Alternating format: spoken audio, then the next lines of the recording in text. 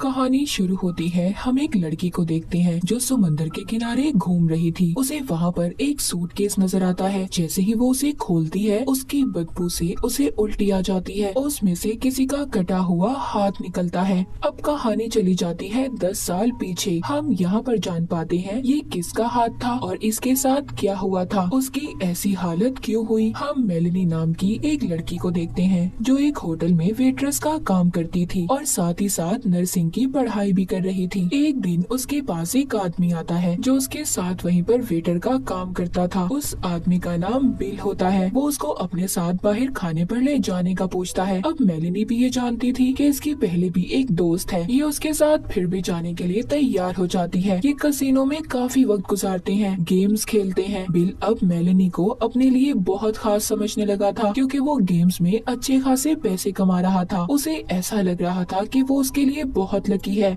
और अब आहिस्ता आहिस्ता मेलेनी को भी बिल से प्यार होने लगा था। जब इस बारे में वो अपनी दोस्त को बताती है तो वो कहती है बिल बिल्कुल अच्छा नहीं है, उसकी तो पहले भी शादी हो चुकी है और वो तो बस ऐसे ही हर किसी को अपनी बातों में लगाता है। Great, and we both know you don't know how to pick 'em. पर मेलेनी कुछ भी समझने के लिए तैयार नहीं थी। कहती है मैं उसे बदल दूंगी, मेरे प्यार से वो बदल जाएगा। अब इसी तरह वक्त तेजी से गुजरने लगा था। बिल और मेलेनी दोनों एक ही घर में रहने लगते हैं। पर तभी एक दिन एक औरत मेलेनी के पास आती है। ये कोई और नहीं बल्कि बिल की बीवी थी। वो उससे कहती है मेरा हस्बैंड बिल्कुल अच्छा इंसान नहीं है, वो ऐसे ही हर लड़की को अपने प्यार में फंसाकर उनके साथ धोखा करता है। पर मेलेनी उसकी कोई भी बात मानने के लिए तैयार नहीं थी। तभी उधर बिल भी आ जाता है। ये दोनों उस औरत को वहाँ से जाने का कहते हैं क्योंकि कुछ दिन के बाद ये दोनों शादी करने वाले थे। अब इसी तरह 5 साल गुजर जाते हैं जहाँ अब इन दोनों के 2 बच्चे थे। मेलेनी एक बहुत ही अच्छे हॉस्पिटल में नर्स और बिल यूनिवर्सिटी में टीचर था। दोनों की जिंदगी बहुत ही ज्यादा अच्छी जा रही थी। पर मेलेनी को अपना घर बदलना था, पर वो तो तब हो पाता जब दोनों के पास पैसे होते। बिल ने अपनी रूटीन को अभी भी नहीं छोड़ा था। वो अब भी कसिनो में जाकर गेम्स खेलता था।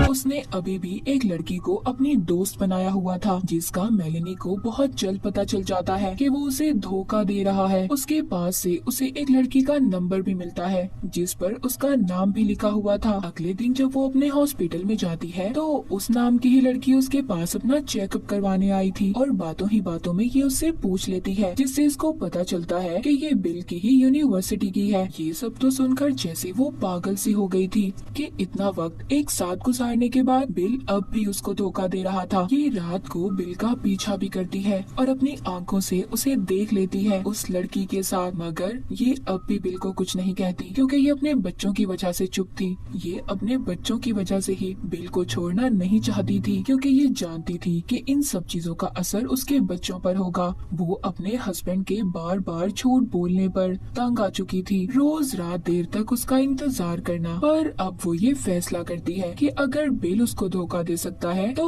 वो क्यों नहीं। वो हॉस्पिटल में डॉक्टर से दोस्ती कर लेती है और वो सिर्फ ऐसा इसलिए करती है ताकि उसको ज़हनी सुकून मिल सके क्योंकि वो बिल की वजह से बहुत ज्यादा परेशान हो चुकी थी। पर इस बारे में बिल को तो कुछ पता नहीं था। वो कसिनो के गेम्स के चक्कर में इतना पागल हो गया था, वो गुंडों से पैसे उधार लेकर खेलने जाता था इस उम्मीद के साथ कि वो कभी न कभी सारा पैसा जीत लेगा। पर ऐसा कभी नहीं होता। उस पर इतना ज्यादा कर्ज हो चुका था कि वो अपने बच्चों की फीस तक जमा नहीं करवाता था। वो पैसे तक वो कसिनो में लगा देता था। वो हफ्तों हफ्तों तक गायब रहता था और जब मेलेनी उसको फोन करती तो वो उसका फोन तक नहीं उठाता था।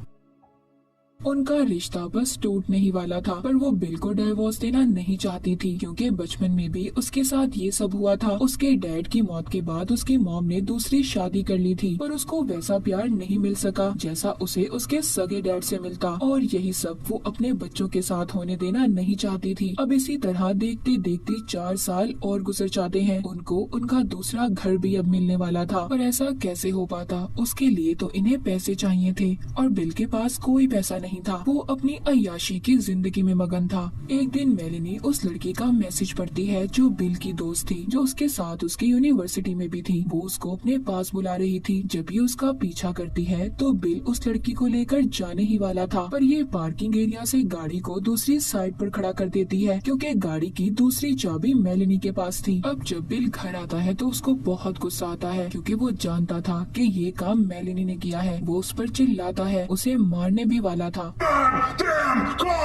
पर ऐसा नहीं करता। मेलेनी उसके ऐसे रवैये से बहुत ज्यादा तंग आ चुकी थी। अब एक दिन जिस हॉस्पिटल में वो काम करती थी वहाँ से डॉक्टर के पेपर्स चुराती है जिस पर उनके साइन थे और उनकी नकल करने लगती है। अब ऐसा क्यों था और क्या चल रहा था उसके दिमाग में कोई नहीं जानता था। अब वो एक रात बहुत प्यारी तैयार होती है अपने नए घर की खुशी में, बिल के साथ बहुत अच्छा वक्त गुजारती है इस उम्मीद के साथ कि उनकी जिंदगी बदलने वाली है, पर ऐसा कुछ नहीं होता। अब कहानी को हमें वहीं से दिखाया जाता है जहाँ से शुरू हुई थी। वो सूटकेस जो उस लड़की को मिला था, जब वो पुलिस को बुलाती है तो यहाँ पर पता चलता है इससे पहले भी पुलिस को ऐसे ही 2 सूटकेस मिले थे जिनमें एक ही इंसान के अलग अलग जिस्म के हिस्से मौजूद थे। अब आखिरी सूटकेस में बिल का जब सर मिलता है तो पुलिस को पता चल जाता है कि ये बिल की लाश थी। जी हाँ, उस सूटकेस में बिल की लाश थी, वो मर चुका था। पुलिस अब मेलेनी के पास जाती है जो अपने मॉम डैड के घर पर रह रही थी। जब इसको पता चलता है कि बिल मर चुका है और वो भी इतने बुरे तरीके से किसी ने मार दिया तो वो तो जैसे पागल सी हो जाती है। अब जो पुलिस इस केस की छानबीन करती है जिसके बाद कुछ अलग बातें सामने आती हैं। कुछ वक्त पहले इनकी जिंदगी में क्या हुआ था मेलेनी पुलिस को बताती है, कहती है हम लोग नया घर लेने वाले थे जिस पर बिल बिल्कुल खुश नहीं था। हम दोनों में झगड़ा भी हुआ, उसने मुझ पर हाथ भी उठाया जिसके बाद अपना सामान पैक करके घर से चला गया। वो बताती है मुझे ऐसा लगा हमेशा की तरह अपनी किसी दोस्त के पास गया होगा, मैं उस आदमी के साथ नहीं रहना चाहती थी इसीलिए मैंने उससे अलग होने का फैसला किया। पुलिस को ये सब बातें बताने के बाद मेलेनी डॉक्टर के पास आती है। हॉस्पिटल में वो डॉक्टर को बताती है कि मैं अब बिल के साथ और नहीं रहना चाहती क्योंकि वो अच्छा आदमी नहीं है। डॉक्टर उसकी बातों पर हैरान था क्योंकि कुछ दिन पहले उसने उससे कहा था कि मैं अपने बच्चों का बचपन खराब नहीं करना चाहती। दूसरी तरफ पुलिस भी इस केस की छानबीन शुरू कर देती है। तभी पुलिस को पता चलता है कि मेलेनी ने जो कुछ भी बता रही थी कि सब कुछ उसने बिल के गायब होने के बाद किया। जब पुलिस उसके घर की तलाशी लेती है तो वैसा ही उन्हें एक और सूटकेस मिलता है। पूछने पर ये बताती है कि हमारे पास ऐसे सूटकेस और भी हैं, पर जब बिल घर से गया था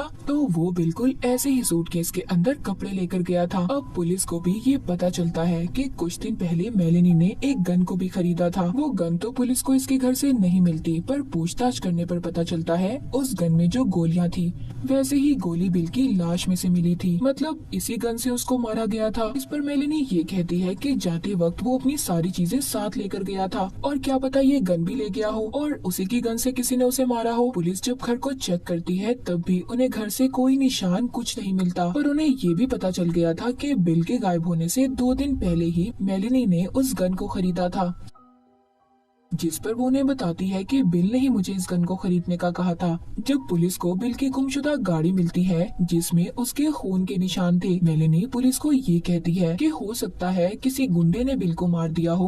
वो अक्सर पैसे उधार लेता था पर पुलिस को ऐसा नहीं लगता। वो कहते हैं कि पैसों के पीछे कोई किसी को इतनी बेरहमी से क्यों मारेगा, और फिर लाश को भी तो छुपाने की कोशिश की गई है। ये किसी ऐसे इंसान का काम है जो बिल से बहुत ज्यादा नफरत करता था और उसके दिल में उसके लिए बेइंतहा गुस्सा था।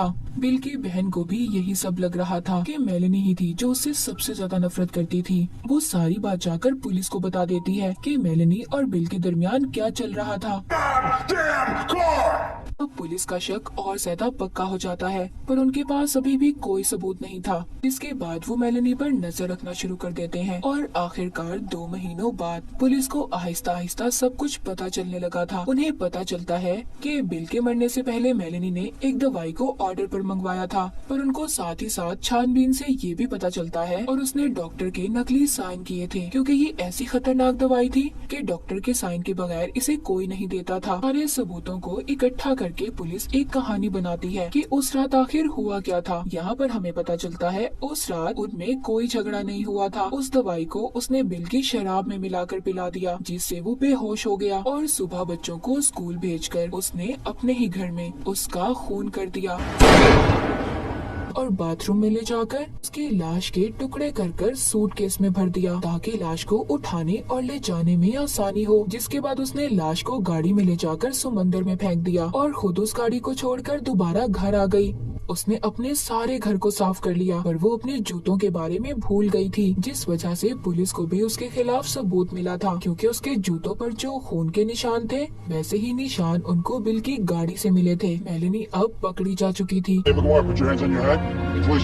जिसके बाद उसके बच्चों को भी उससे छीन लिया जाता है। सब उसके खिलाफ थे सिवाय उसके मॉम डैड के, जो उसको जमानत दिलवाकर छुड़वा लेते हैं। पर पुलिस अभी भी ये साबित नहीं कर पाई थी कि मेलेनी ने ही बिल को मारा है। उनके पास कोई पक्का सबूत नहीं था। वो इसकी और डॉक्टर की कॉल को भी रिकॉर्ड करते हैं, पर उनसे भी इन्हें कुछ नहीं मिलता। मेलेनी ने ये गेम बहुत ही चालाकी से खेली थी, पर पुलिस भी कहाँ हार मानने वाली थी। वो फिर से 2 महीनों के बाद इस केस को दोबारा चला देते हैं। इस बार इनके पास पक्के सबूत थे, जिस पर अब मेलेनी को उम्र कैद की सजा सुना दी जाती है। पर अभी भी मेलेनी अपने बयान से 1 इंच भी नहीं हटती। वो अब भी कहती है, मैंने कुछ नहीं किया, चाहे सारी दुनिया ने उसे सूटकेस किलर का नाम दे दिया था। ये कहानी मेलेनी की सच्ची कहानी थी। बाज़ दफा हम बहुत अच्छे होते हैं, पर लोग हमें बुरा बनने पर मजबूर करते हैं, जैसे बिल ने किया। मेलेनी को इतना बुरा बना दिया कि वो एक कातिल बन गई। और इसी के साथ ही मूवी यहीं पर खत्म हो जाती है।